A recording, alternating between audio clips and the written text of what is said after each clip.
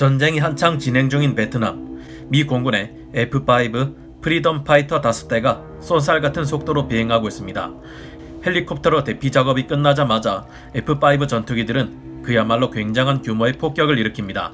그런데 이처럼 장관을 연출하는 이 폭발물이 얼마나 끔찍하고 잔인하며 비인도적인 무기인지 여러분은 아시나요? 이 폭탄은 단순한 폭탄이 아닌 인류가 절대 만들어내지 말았어야 할 끔찍한 무기입니다. 정체불명의 군인들이 무기고에서 비밀 무기를 훔쳐오다 구슬 같은 초록색 물체 하나를 떨어뜨립니다. 이 치명적인 무기에 노출되면 30초 안에 뇌 기능이 정지하여 자율신경이 마비됩니다. 그리고 독약이 신경계를 자극하여 등에 혹이 붉어져 나오고 근육이 굳어지며 숨을 쉴 수 없게 되죠. 경련이 너무 심해 내장이 다 터져 나오고 피부가 녹아내리기 시작하는 무서운 무기입니다. 안녕하세요, 군사돋보기입니다. 영화 지옥의 묵시록에 나오는 네이팜탄, 더 록에 나오는 치명적인 화학무기 VX를 잠시 보셨습니다. 영화 속에 등장하는 이런 무기들은 우리들에게 충격과 공포를 안겨줍니다. 끔찍한 사실은 이 무기들이 현실에도 존재하며 실제로는 더욱 끔찍한 무기라는 것입니다. 심지어 이 두 가지 무기보다 훨씬 잔혹하고 소름 끼치는 무기들이 많이 있는데요. 오늘은 세상에 절대 나오지 말았어야 할 악마의 무기들에 대해 알아보고 전쟁이란 것이 얼마나 끔찍하며 일어나서는 안 되는 것인지 경각심을 가져보려 합니다. 전문가는 아니지만 해당 분야의 정보를 조사 정리했습니다. 뜻하지 않게 틀린 정보가 있을 수 있다는 점 양해해 주시면 감사하겠습니다. 첫 번째로 살펴볼 끔찍한 무기는 네이팜탄입니다. 영화상에서는 정말 화려하고 마치 용이 브레스를 뿜고 지나간 것처럼 표현됩니다. 네이팜은 원래 흰 분말 상태의 물질이지만 휘발유와 섞이면 끈적끈적한 젤 상태를 유지하며 불이 붙는 가연성 물질로 변합니다. 불이 붙은 네이팜은 벽이든 나무든 사람의 몸이든 철썩 들러붙어 흘러내리지도 않은 채 3000도의 엄청난 열을 내며 몇십 초 동안 계속해서 타들어갑니다. 인간이 가장 큰 고통을 느끼는 것이 화상이라는 것을 생각하면 정말 생각도 하기 싫은데요. 무섭게도 이 네이팜탄은 2차 대전 당시 도쿄 대공습 때와 베트남 전쟁에서 어마어마한 양이 사용되며 베트콩이든 민간인이든 할 것 없이 무차별적으로 몰살시켜버렸습니다. 네이팜은 항공기에서 투하되는 폭탄 외에도 혼합 비율을 바꿔서 화염 방사기에 쓰이기도 하였는데요. 네이팜은 나프텐산과 팔미트산에서 따온 이름으로 소위탄의 일종입니다. 이 지방산들이 알루미늄 또는 마그네슘과 반응해 생긴 염을 혼합하여 만든 것이 바로 네이팜인데요. 베트남전에서 쓰인 네이팜B는 벤젠, 저질 휘발유, 그리고 스티로폼의 혼합물로 구성된 안 좋은 쪽으로 더욱 업그레이드된 지독한 폭탄이었습니다. 네이팜탄 또한 물속에서는 계속 탈 수 없지만 함부로 물로 끓여 하다간 큰일 납니다. 애매한 양의 물을 끼얹었다간 뿌린 물이 기화되어 부피가 팽창하고 인화성 물질이 사방팔방 튀어서 불붙은 기름이 물 위에 둥둥 떠다니게 됩니다. 이런 상태의 불을 끄는 데는 폼 소화 장비를 이용하는 것이 더 낫습니다. 테르밋과 같은 금속 계열 소위탄은 더욱 무서운데요. 이들은 수소보다 반응성이 커서 물 분자 속의 산소를 빼앗아와서 계속 반응하고 인화성 기체인 수소를 방출하기 때문에 물 속에서도 꺼지지 않습니다. 백린탄은 멀리서 얼핏 보기에는 아름다운 폭죽처럼 보이기도 하지만 실상은 너무도 잔혹한 무기입니다. 스펙옵스 더 라인이라는 FPS 게임을 하다 보면 백린탄을 사용한 결과 민간인들까지 끔찍하게 죽어간 모습이 적나라하게 나오는데요. CG로 이뤄진 게임 화면이라 해도 너무 끔찍한 장면들이라 자료 화면으로 보여드리지 않는 점 양해 부탁드립니다. 백린탄은 발화점이 60도C 정도로 매우 낮으며 한번 발화하면 격렬한 화학 반응을 일으키며 대량의 독성 연기를 내뿜는 특성을 가진 백린을 이용한 연막 혹은 소위 용도의 폭탄입니다. 네이팜과 마찬가지로 몸에 한번 들러붙으면 불을 끄기 매우 어렵고 맹독성으로 인체에 화농, 궤저 등을 일으킵니다. 화력이나 소위 능력보다는 지독한 화학작용이 더 무서운 무기인데요. 실제 베트남전에서는 이 무기 때문에 불이 붙은 병사들은 그 부위를 절제해야만 했을 정도로 지독한 무기였습니다. 만화 나루토에서 사스케가 사용하는 기술 아마테라스는 적에게 꺼지지 않는 검은 불꽃을 선사하는 기술인데요. 아마테라스 또한 네이팜이나 백린탄에서 모티브를 얻은 것으로 추측됩니다. 백린은 공기 중의 산소와 반응해 오산화이인이 됩니다.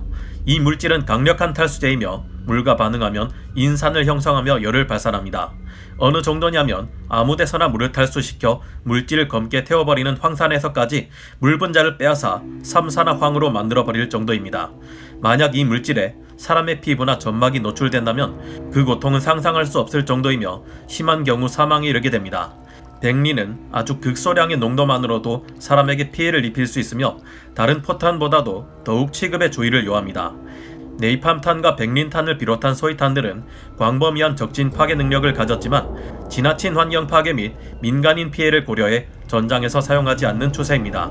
다만 항공기의 기총은 연료의 화재를 유발하기 위해 고폭 소위탄과 철갑 소위탄을 쓰고 있습니다. 그리고 여전히 소위탄은 민간인 피해가 별로 우려되지 않는 장소에서 쓰이며 미군에서는 현재 또 다른 소위탄인 마크 77 항공폭탄을 쓰고 있습니다. 두 번째 무기는 중성자탄입니다. 중성자탄은 기존의 수소폭탄에 비해 물리적인 파괴량은 감소시킨 반면 방사선에 의한 인명살상 효과를 극대화시킨 전술 핵무기의 하나입니다. 일반적인 핵무기는 콘크리트 구조물을 뚫지 못할 경우 그 안의 적들을 제거하지는 못할 때가 있습니다.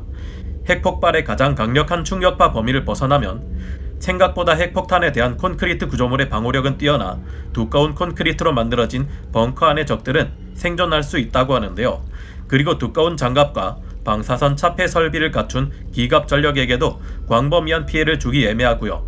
하지만 중성자탄을 사용하면 생명체만 몰살시킬 수 있으므로 적의 탱크나 시설을 파괴하지 않고 점령할 수 있습니다. 전기적으로 중성인 중성자는 투과 능력이 굉장히 뛰어나기 때문에 두꺼운 구조물조차 대부분 투과하여 생명체들을 파괴할 수 있습니다. 폭발의 범위나 잔류 방사선은 히로시마 원폭과 비슷한 수준이지만 엄청난 중성자선의 위력 때문에 유효 범위 안에 있는 사람들과 동물들을 즉사시켜 버리는데요. 중성자선은 우리 인간의 70% 정도를 이루고 있는 물과 반응하는데 일이 될 경우 중성자선은 이온화 작용에 의해 인간 생체 내 세포 조직을 원자 수준으로 파괴시켜 버린다고 합니다. 보통 분자 단위로 구성되어 있는 생체 조직이 원자 수준으로 파괴되는 것이니 생체 DNA가 손상을 입게 되며 노출된 피부는 강한 중성자에 의해 조직이 타버리는 것입니다. 약 1kton의 중성자 폭탄은 690m 떨어진 곳에 있는 T-72 탱크 속 승무원에게 80그레이 수준의 치명적인 방사능 조사량을 보이게 된다고 합니다. 중성자탄의 중성자선은 비교적 빠른 시간 안에 사라지므로 깨끗한 폭탄으로 불리기도 하는데요. 게임 스타크래프트에 등장하는 프로토스의 무서운 공중 유닛 커세어가 발사하는 무기가 바로 중성자 플레어입니다. 중성자선에 노출될 경우 사람 또한 커세어에게 찢겨나가는 오버로드와 같은 신세를 면하기 어렵겠죠. 영화 다크나이트 라이즈에서 악당 베인이 터뜨리려 했던 핵무기가 중성자탄이기도 했습니다. 마지막 장면에서 배트맨 브루스 웨인 덕분에 먼 바다에서 중성자탄이 터진 후 피어오르는 버섯구름은 비교적 작아 보이는데요. 그럼에도 불구하고 이 무기가 고담 시를 끝내버릴 수 있는 무기라고 했던 이유 또한 이것이 중성자탄이기 때문이었죠. 오늘의 마지막 무기는 집속탄입니다. 민간인에게도 큰 피해를 남기는 또 하나의 악마의 무기인데요. 집속탄의 구조는 그냥 텅 비어있는 탄 안에 수백 개의 자탄이 들어가 있는 형태입니다. 투하 지점에 폭탄을 투하하면 일반 항공폭탄과 달리 자탄을 사방으로 흩뿌리고 지상에 떨어져 광범위한 폭발을 일으키는 것이죠. 일명 스틸 레인이라 불리는데 영화 강철비에서 주요 소재로 다뤄지기도 했습니다. 영화 속에서 단 2발의 MLRS 로켓에서 뿌려진 자탄들 때문에 개성공단 공터에 모인 군중들이 말 그대로 싹쓸이 되어버리는 장면이 나오는데요. 하지만 사실 이는 영화상의 연출을 위한 묘사일 뿐 실제라면 자탄 하나하나의 위력은 40mm 유탄이나 수류탄 1개의 위력과 맞먹는다고 합니다. 즉 영화에서와 달리 실제라면 시체조차 제대로 남지 않는다는 것이죠. 인간에게 끔찍한 고통을 안겨다 주는 생화학 무기들의 경우 대부분 이 집속탄 형식으로 투발되며 오프닝에서 보여드린 영화 더 로게 VX 또한 마찬가지입니다. 이런 집속탄은 적의 기갑 전력을 광범위하게 파괴하는 CBU-105나 전력시설을 무력화하는 BLU-114B 소프트밤 형식으로 개발되기도 했습니다. 폭탄의 작은 자탄들 하나하나도 무섭지만 진짜 무서운 이유는 이것들 중 불발탄이 많기 때문입니다. 흩뿌려지는 자탄들은 보통의 무유도 폭탄에 비해 100배 이상의 불발탄이 존재한다고 하는데요. 이런 이유로 집속탄이 정말 무서운 무기로 돌변하는 것은 전쟁이 끝난 이후입니다. 민간인들이 이제 안전하다는 생각으로 돌아다니다 여기저기 흩뿌려진 불발 자탄들을 건드리게 될 경우 끔찍한 비극을 겪고 마는 것이죠. 집속탄 안에 들어가는 자탄들은 다른 대형 포탄들에 비해서 매우 민감한 신관이 들어가기 때문에 대인 지뢰와 마찬가지로 민간인 피해의 대명사가 되고 있습니다.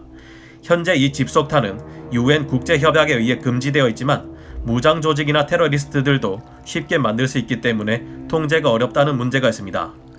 인간은 정말 상상하기도 싫은 끔찍한 무기들을 많이 만들어냈습니다. 여러 가지 이유를 들어서 이런 위험한 무기들이 금지되고 통제되고 있지만 그것이 제대로 지켜질지는 의문인데요. 모든 무기가 그렇지만 무고한 민간인들에게 특히 큰 피해를 주는 이 같은 무기들은 애초에 나오지 말았어야 할 재앙이 아닐까요? 우리가 보는 영화나 플레이하는 게임 등에서 전쟁은 나라를 위에서 구하고 정의를 지켜내기 위한 영웅적인 일로 비춰질 때가 많습니다. 하지만 오늘 본 것과 같은 이런 무서운 무기들은 더 이상 남용되지 말아야겠죠. 어떤 것이든 전쟁을 예방할 수 있는 방법이 있다면 적극적으로 검토되어야 하지 않을까 생각이 듭니다. 그럼 오늘 군사 돋보기 여기서 마치고요. 다음 시간에 다시 돌아오겠습니다. 감사합니다. 영상을 재밌게 보셨다면 구독, 좋아요, 알림 설정 부탁드리겠습니다.